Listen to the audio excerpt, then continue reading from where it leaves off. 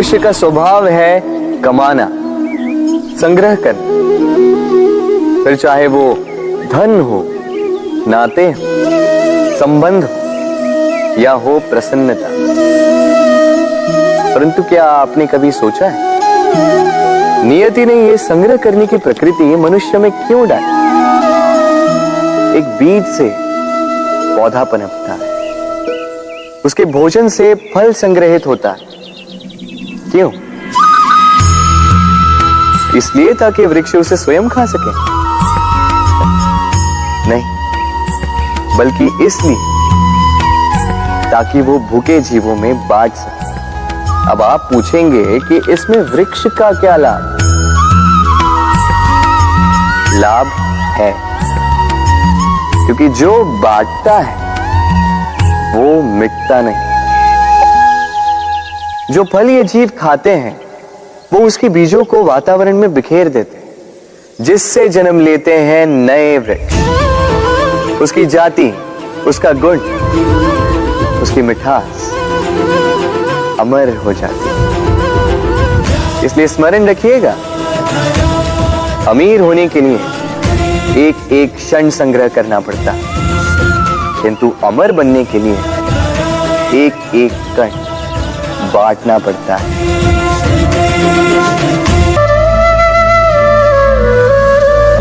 कभी बरगद के वृक्ष को देखा है? कितना विशाल होता है।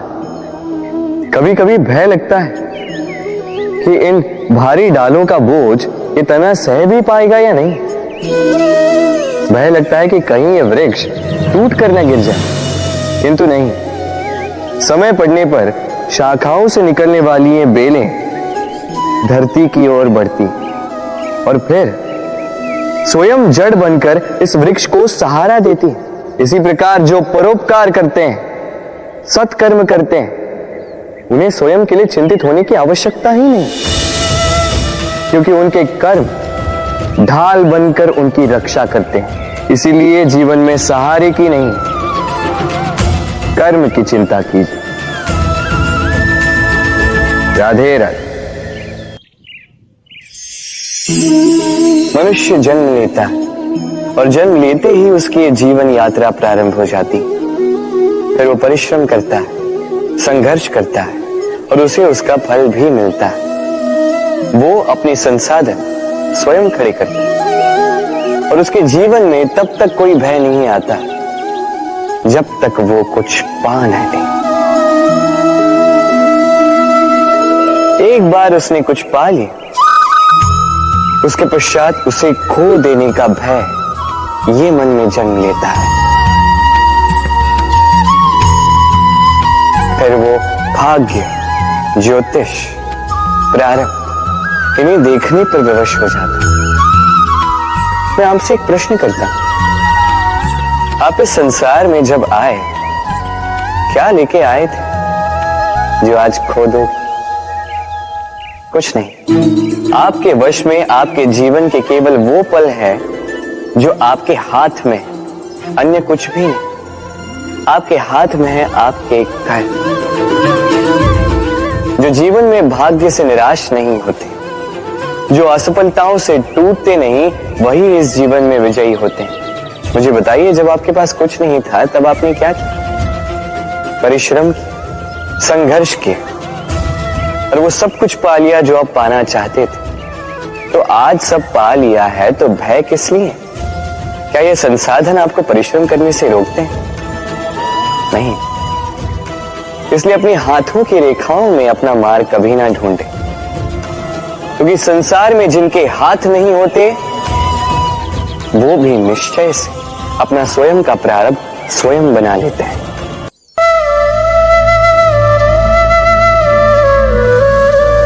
जब से मनुष्य का जन्म हुआ है जान पहचान का। और आज के युग में तो व्यक्ति का मूल्यांकन ही इस बात से किया जाता है कि इसकी पहचान किससे है, इसकी पहचान कहां तक है। क्यों? आपके आसपास भी ऐसे कई लोग होंगे जो पहचान की बल पर आपका काम बना लेते हैं। ऐसे कई लोग होंगे जो पहचान से काम पा लेंगे, धन अर्जित कर लेंगे, किंतु आप तनिक सोचिए, क्या ये ठीक है? पहचान से मिला काम आपके साथ तब तक रहेगा जब तक आपके उनसे मधुर संबंध हों। संबंधों में खटास आई और काम निकल गया हाथ से। तो अब क्या किया जाए? इसका उत्तर है काम। अपना काम पूरे मन से करो, अपना काम निश्चय से करो, क्योंकि पहचान से मिला काम अधिक समय तक नहीं टिकेगा, किंतु काम से मिली पहचान युगों युगों तक टिकेगी। राधे राधे।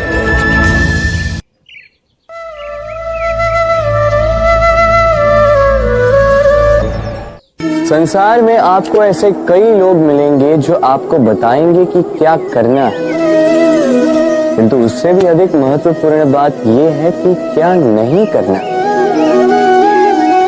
आज मैं आपको ऐसी ही 3 बातें बताने वाला हूं जो आपको आपके जीवन में नहीं करनी है। पहली बात, आनंद में कभी वचन मत दो।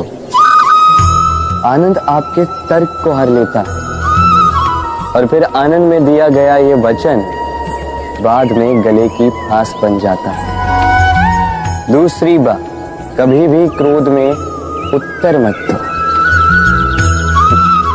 क्रोध आपके विवेक को खा जाता है, भविष्य दृष्टि को बाधित कर देता है और फिर कुछ क्षण के लिए आया ये क्रोध, इसमें दिया गया उत्तर बाद में जीवन भर के लिए प्रश्न बन जाता है। और तीसरी बात, कभी भी दुख में निर्णय मत लो। दुख आपके सोचने समझने की क्षमता को सीमित कर देता और दुखी मन से लिए गए निर्णय सदा दुख ही देते हैं। सच कहा जाए तो वचन, उत्तर और निर्णय कभी भी जीवन में सोच विचार करके ही लेने या देने चाहिए। सोच विचार करके कार्य करोगे तो इस संसार में किसी भी समस्या का हल बूझना नहीं पड़ेगा।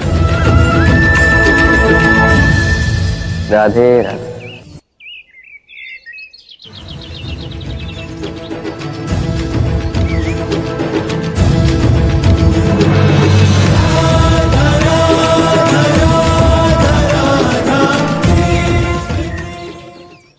कितना सुंदर पुस्तक है ना, सुंदर आवरण है, सजाए हुए पृष्ठ हैं।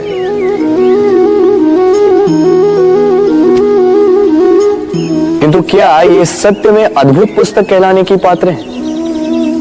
क्या इसमें जो लिखा है वो सत्य है, प्रेरणादायी है, हमारे लिए मूल्यवान है? कैसे निश्चय लिया जाए इस बात का? अब आप सोचेंगे कि सीधी सी बात है, आवरण को देख के पुस्तक की गुणवत्ता कैसे जानी जा सकती है? इसके लिए तो आपको उसे पढ़ना होगा, उसे समझना होगा, समय देना होगा, है ना? बिल्कुल उचित सोच रहे हैं आप। बस आश्चर्य की बात यह है कि पुस्तक के विषय में आप ये सारी बातें जानते हैं, किंतु किसी व्यक्ति के विषय में आप ये सारी बातें मन में नहीं लाते। व्यक्ति का मूल्यांकन भी उसके वस्त्रों से, उसके शारीरिक रूप से या उसकी सुंदरता से नहीं किया जा सकता। उसके लिए आपको उस व्यक्ति को पढ़ना होगा, उसे समझना होगा, उसे समय देना होगा। पर हम क्या करते हैं? पहनावे, रंग, सुंदरता को देखकर आकर्षित हो जाते हैं, उसे प्रेम समझ बैठते हैं और आए दिन कोई ना कोई ये कहते सुनाई देता है कि उसकी प्रेम कहानी सफल नहीं हो पाई, उसे छल मिला। किंतु इसमें दोष किसी और का नहीं, स्वयं आपका है। आपने उस व्यक्ति को समय नहीं दिया, आपने उस व्यक्ति के विचार नहीं परखे। प्रेम 2 क्षण में बनने वाला पकवान नहीं है, इसका स्वाद चखने के लिए आपको जीवन भर का समय देना पड़ेगा।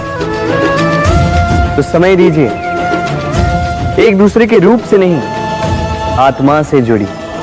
निश्चित ही मन प्रसन्नता से कह उठे।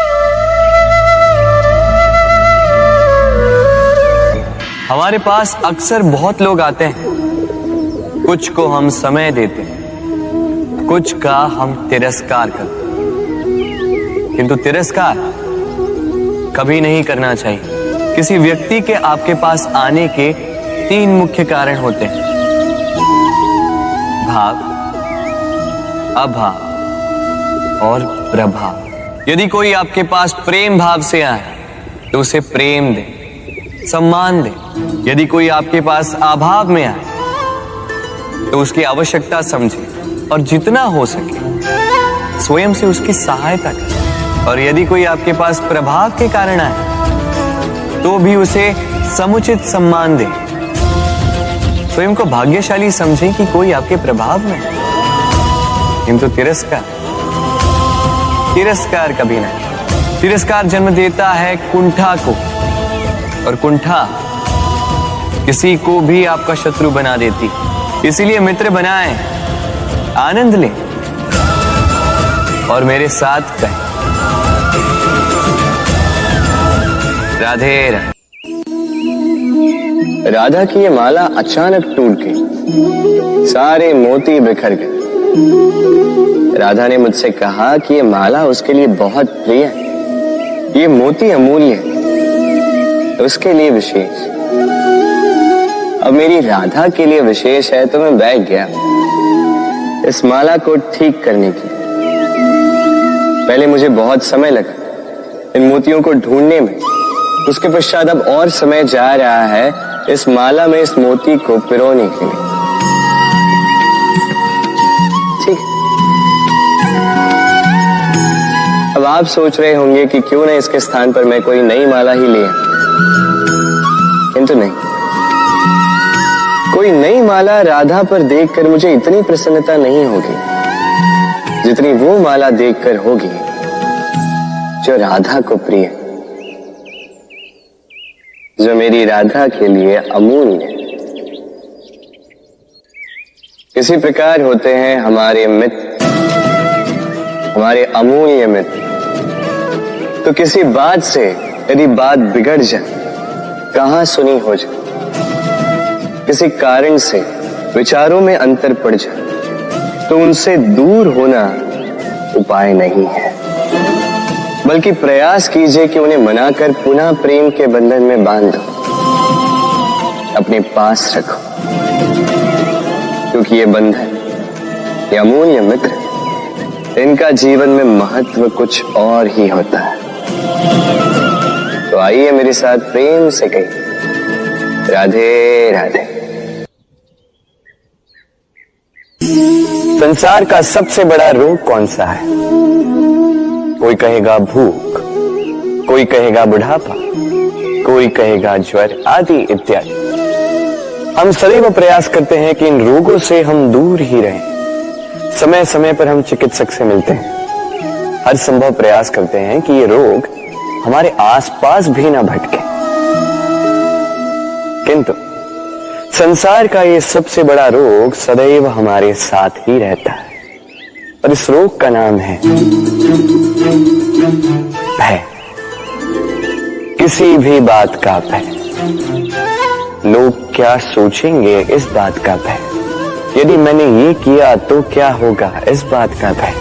यदि मैंने ये नहीं किया तो क्या होगा, इस बात का भय आदि इत्यादि।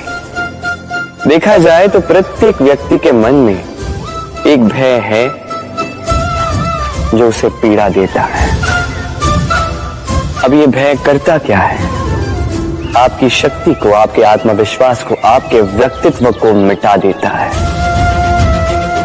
स्मरण रखिएगा, यदि आप अपना भाग्य स्वयं बनाना चाहते हैं तो सर्वप्रथम भय मुक्त हो जाइए। अब स्वयं देखिए कैसी विचित्र सी बात है, जो अब तक हुआ नहीं है उसको लेके हम इतना भयभीत होते हैं कि वर्तमान में स्वयं को पीड़ा देते हैं। इसीलिए जो अब तक हुआ नहीं है उसकी चिंता मत कीजिए। हाँ, जो हो चुका उसकी समीक्षा अवश्य करें, उससे सीखें अवश्य और जीवन में आगे बढ़ें। अभी के लिए निर्भय होकर मेरे साथ प्रेम से कहें राधे राधे।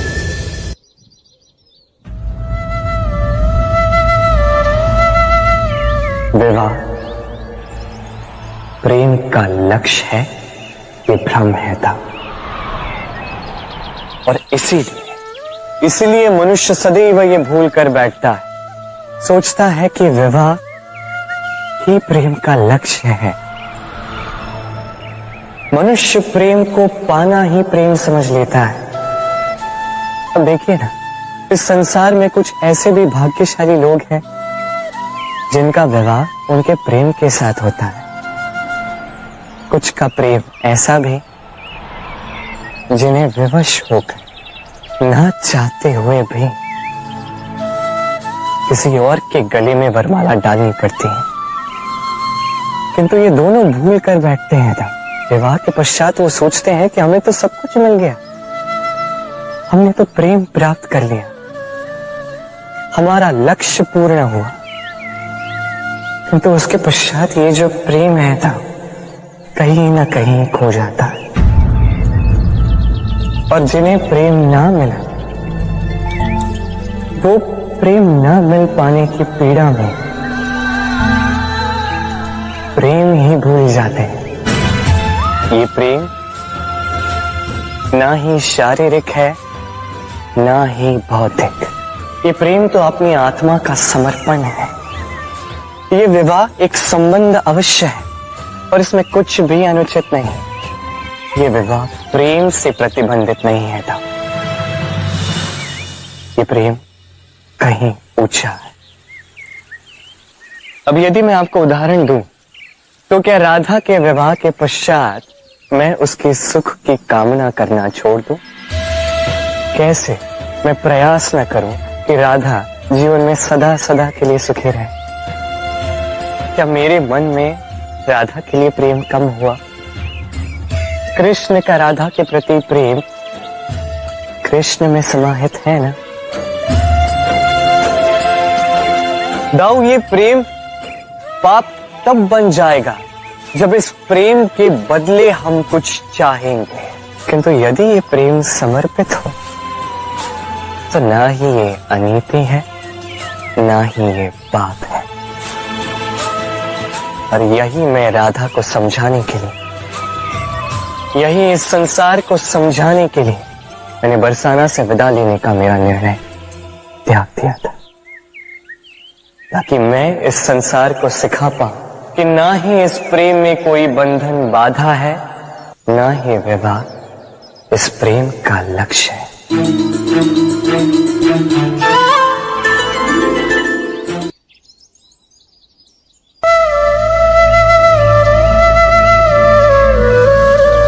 हम मनुष्य साथ रहते हैं, आनंद पीड़ा मिलजुल कर बांटते हैं, समय पड़ने पर सहायता देते हैं, सहायता लेते भी हैं। किंतु क्या सदा सहायता लेना उचित है? अब आप में से कुछ कहेंगे बिल्कुल उचित है, इसमें बुरा ही क्या है? मनुष्य ही तो मनुष्य के काम आएगा। बिल्कुल उचित कहा आपने, किंतु सदा के लिए सहायता लेना उचित नहीं है। कारण, यदि बात बात पर सहायता लेने का अभ्यास हो गया तो आप स्वयं दुर्बल होते जाएंगे। स्वयं का एक मार्ग बनाना छोड़ आप बात बात पर दूसरों से सहायता मांगे। दूसरी बात, सहायता के साथ जुड़ा आता है उपकार का भार। तो जिससे सहायता ली है उसके समक्ष झुककर रहना होगा।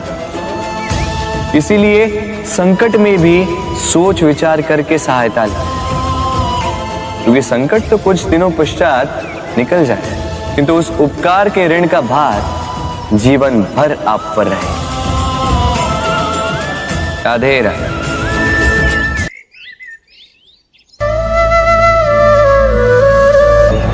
अक्सर आपने आपके माता पिता, आपके हितैषी, आपके शुभ चिंतकों के मुंह से यह सुना होगा, इसे कुदृष्टि लग गई है, इसकी कुदृष्टि उतारो, ये मत करो नहीं तो कुदृष्टि लग जाएगी, ऐसा श्रृंगार ना करो, वो मत पहनो नहीं तो कुदृष्टि लग जाएगी।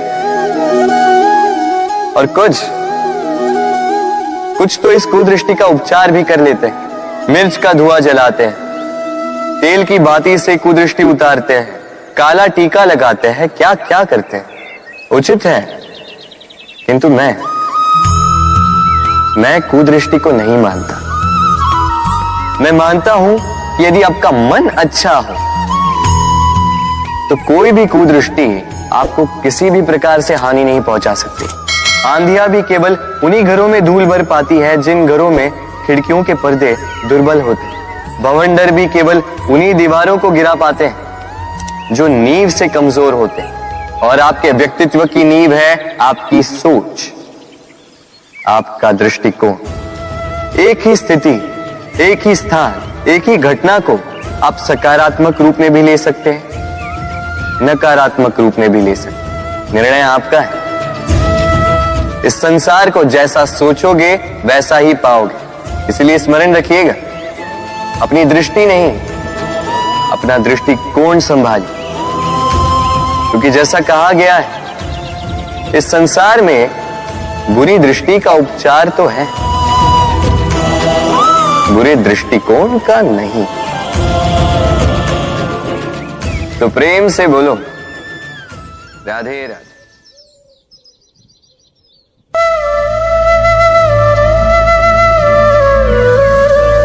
लोग सदैव मुझसे ये प्रश्न करते रहते हैं कि मित्रता का मतलब क्या है, इस प्रेम का मतलब क्या है। और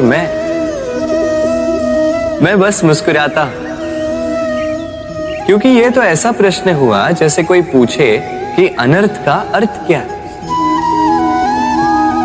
अब जब अनर्थ हो ही गया तो उसका अर्थ क्या? उसी प्रकार वो मित्रता क्या जिसमें आपका कोई मतलब, वो प्रेम क्या जिसमें आपका कोई स्वार्थ। ये दो भाव ऐसे हैं जिसमें आपको कुछ चाहिए नहीं होता, बस देना होता है। आपका समय, आपकी भावनाएं, आपका सुख कुछ मांगने के लिए करोगे तो वो मित्रता कैसे? कुछ पाने के लिए करोगे तो वो प्रेम कैसे? वैसे भी देखा जाए तो जो प्रेम करते हैं उन्हें कुछ पाने की आवश्यकता ही नहीं। और जिसके पास 2.5 अक्षर वाला ये प्रेम शब्द हो, उसके पास तो इस संसार का सबसे बड़ा कोश है। तो आप इस कोश को बढ़ाइए और मेरे साथ कहिए, राधे राधे।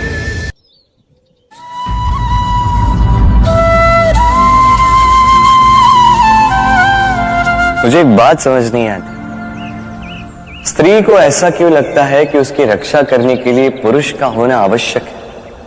क्या स्त्री स्वयं की रक्षा नहीं कर सकती? मुझे एक बात बता रहा था, क्या तुम अपनी रक्षा करने में सक्षम नहीं थे?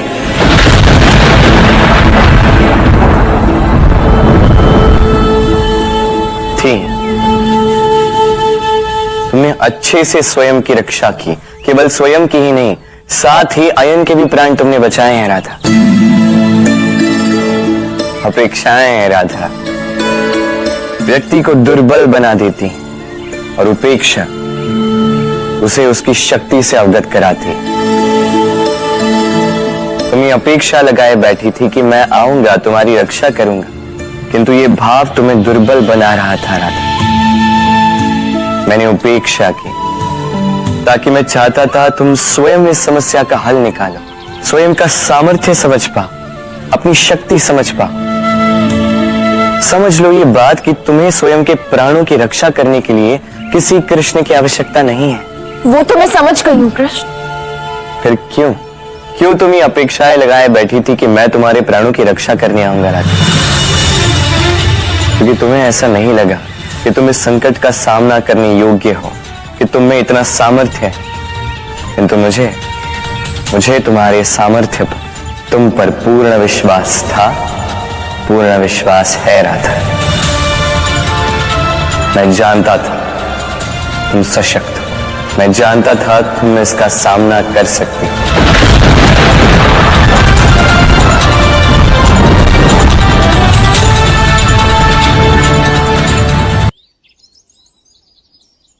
कुछ देख रहे हैं, इसे अभ्यास होता है जल स्तर से ऊपर रहने का।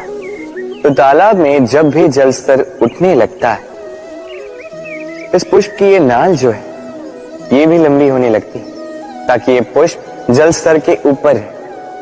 किंतु जैसे जैसे तालाब का यह जल स्तर घटने लगता है, इसकी नाल स्वयं को छोटा नहीं कर पाती और ये पुष्प स्वयं के ही भार के कारण टूटकर गिर जाता है।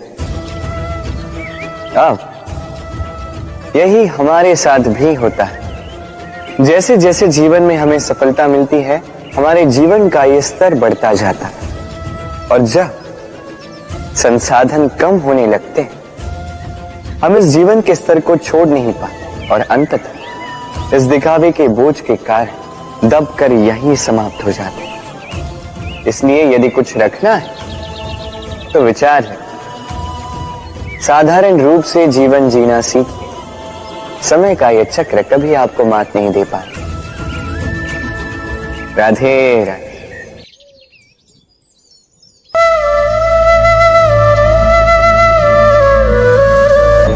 जीव जन्म लेता है और उसके साथ ही जागती है उसकी स्मृति।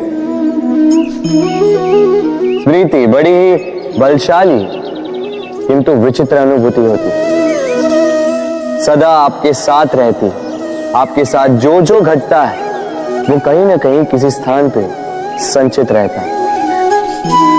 किंतु कभी कभी हम भूल जाते हैं कि स्मृति हमारी है, तो इसमें हमें क्या सहेजना है और क्या मिटा देना है ये हम पर निर्भर करता है। इस जीवन में क्या सहेजना चाहिए? सुख, आनंद के क्षण, वो क्षण जहां किसी ने हम पर उपकार किया, वो क्षण जहां किसी ने अपनी मित्रता निभाई, वो क्षण जहां हमने किसी को सुख दिया। और हम क्या स्मरण रखते हैं? अपने दुख, पीड़ाएं। वो क्षण जहां किसी ने हमारे साथ कुछ बुरा किया, वो क्षण जहां किसी ने शत्रुता निभाई। और फिर यही स्मृतियां हमें प्रेरित करती है प्रतिकार के लिए। इसलिए हमें क्या भूलना है और हमें क्या स्मरण रखना है ये हम पर निर्भर करता है। इस जीवन में सब कुछ भूल जाइए किंतु ये अवश्य स्मरण रखिएगा, भूलने वाली बातें याद है इसीलिए विवाद। तो प्रेम से बोलो राधे राधे।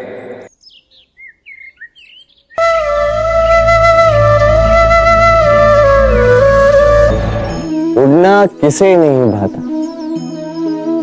सफलता के आकाश पर सवारी करना कौन नहीं चाहता।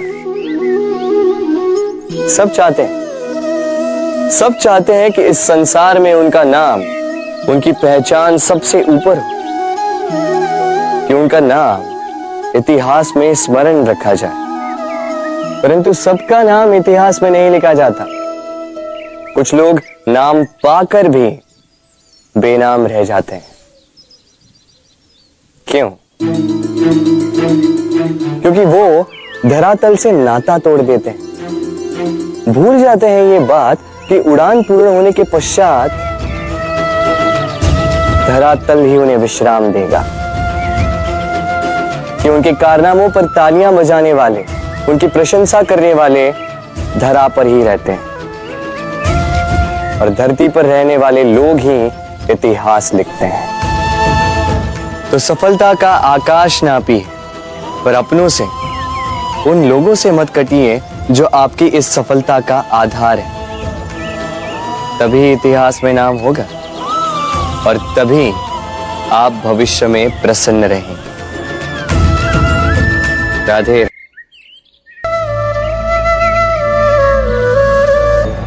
गर्मी की ऋतु आने पर एक मीठी सी कूक सुनी होगी,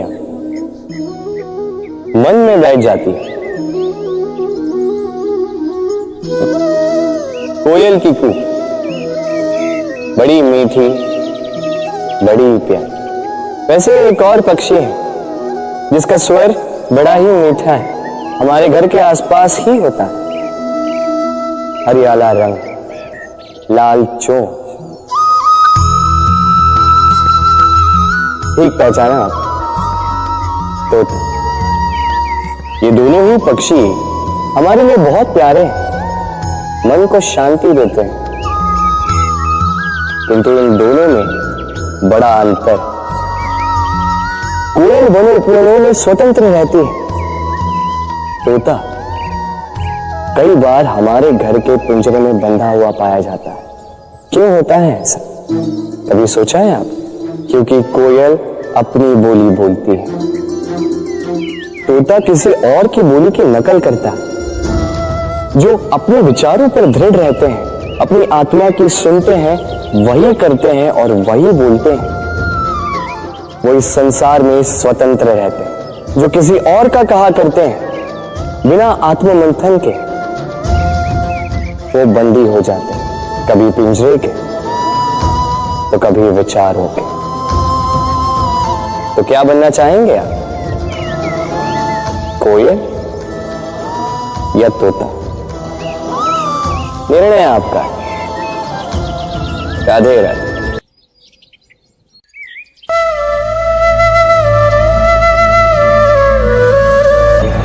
हम में से कई लोग इस विषाद से ग्रस्त रहते हैं कि हमें हमारे जीवन में अपेक्षित सुख सुविधा कभी प्राप्त ही नहीं हो, क्योंकि हमारा भाग्य ही यही है,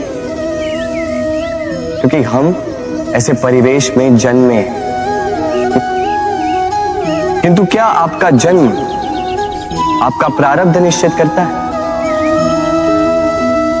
कुछ सीमा तक करता है। जैसे वर्षा की बूंद जब बादलों से जन्म लेती है तो उसका प्रारब्ध होता है धरा पर गिरना, किंतु वो धरा पर कहां गिरती है ये निश्चित करता है कि उसका भविष्य क्या होगा। केले के पत्ते पर गिरे तो कपूर बन जाती, सीप के मुख में गिरे तो मोती बन जाती, विषधर पी जाए तो विष बन जाती। बूंद एक ही, प्रारब्ध तीन। तो प्रारब्ध हमारा जन्म नहीं, हमारा चयन निर्धारित करता है। इसलिए अपना चयन सोच विचार करके करें। राधे राधे।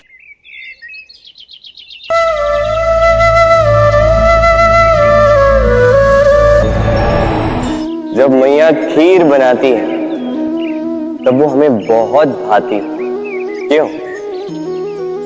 किंतु मैया खीर कैसे बनाती है? पहले वो भात और दूध का प्रबंध करती है, फिर वो मीठे का प्रबंध करती है, फिर वो आंच पर इसे देर तक पकने देती है ना सरल?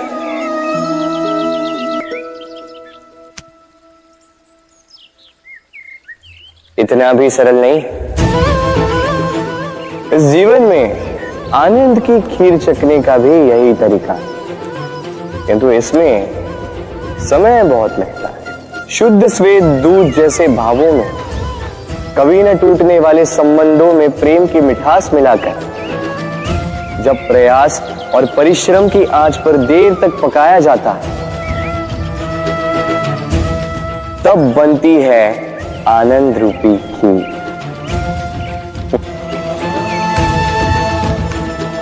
तो स्मरण रखिए, शुद्धता भावों की, मिठास प्रेम की और प्रयास आत्मा की, इन तीनों को मिलाओगे तब भी जीवन में आनंद पाओगे।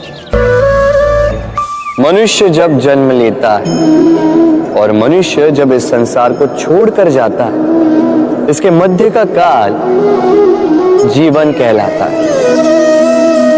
और इस जीवन में संघर्ष तो करना ही पड़ता है, कभी शिक्षा के लिए, कभी काम के लिए, कभी वास्तविक युद्ध करना पड़ता है।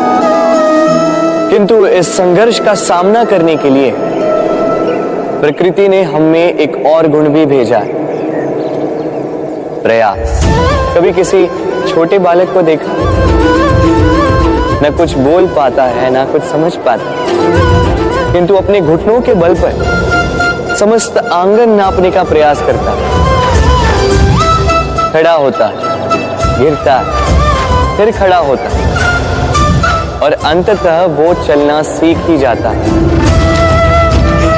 क्योंकि वो अपने मन से नहीं हारता। जीवन में युद्ध क्षेत्र कई आएंगे, कभी कभी हार का सामना भी करना होगा, किंतु हारता केवल वो है जो मन से हार जाता है। इसीलिए कहते हैं युद्ध रणभूमि से पहले मन भूमि में लड़े जाते हैं। मैदान में हारने वालों को कई अवसर मिलते हैं, किंतु मन से हारने वालों को नहीं। राधे राधे।